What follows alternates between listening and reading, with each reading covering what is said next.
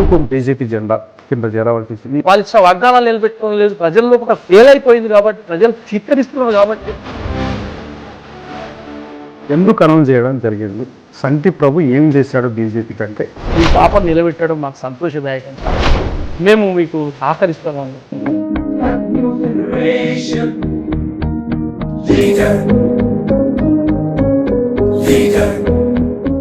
నేను కాంగ్రెస్ చేసిన ప్రామిసెస్ సరిగా ఫుల్ఫిల్ చేయలేని పరిస్థితిలో ఉందని చెప్పి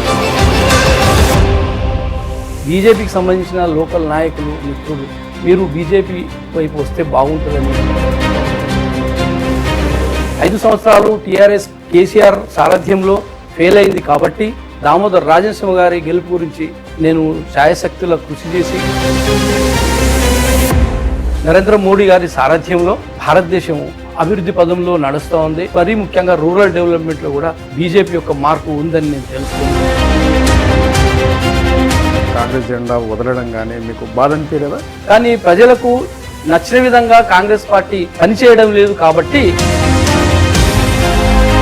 అంటే ఇప్పుడు బీజేపీలో ఇప్పుడు ఎందుకు అడుగుతా ఉన్నారు? బీజేపీలో ప్రజాక్షేత్రంలో వెళ్ళాలి, ప్రజలకు దగ్గర అవ్వాలని అంటే బీజేపీ పార్టీ నాకు అండగా ఉంటుందని నమ్మి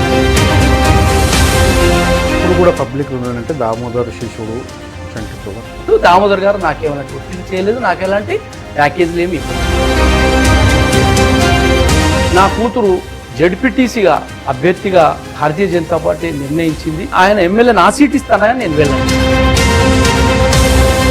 ఇప్పుడు దామోదర్ మీద ఎలిగేషన్ మీరు చేస్తారా? ప్రజల యొక్క ఉపయోగం అయినప్పుడు చేయాల్సి వస్తుందండి. ఇక్కడ రాజనరసింహ గారితో నాకు ఎలాంటి విభేదాలు లేవండి. నేను పార్టీ పరంగానే విభేదిస్తున్నాను. అంటే ఏ పార్టీ అయినా మాట ఇస్తుంది, నిలబెట్టుకోదు. బీజేపీ కూడా మాట ఇస్తుంది, నిలబెట్టుకుంటుందని మీరు ఎట్లా అనుకుంటున్నారు? భారతీయ జనతా పార్టీ ఎక్కడ కూడా సింగిల్ స్కామ్ లేదని కూడా నేను గమనిస్తున్నానండి. అంటే ఇప్పుడు బీజేపీలో ఉన్న వాళ్ళంతా వైట్ అండ్ వైట్ ఉంటారంటారా? ప్రధానమంత్రి గారు ఎలాంటి స్వార్థం లేకుండా దేశం గురించి పనిచేస్తున్నాడు కాబట్టి నేను ఆకర్షితున్నానండి. ఎందుకంటే మీరు ఏది అడిగినా కాదన్నాడు. నేను ఎవరిని అడగలేదు, నాకు ఎలాంటిది ఇవ్వలేదు.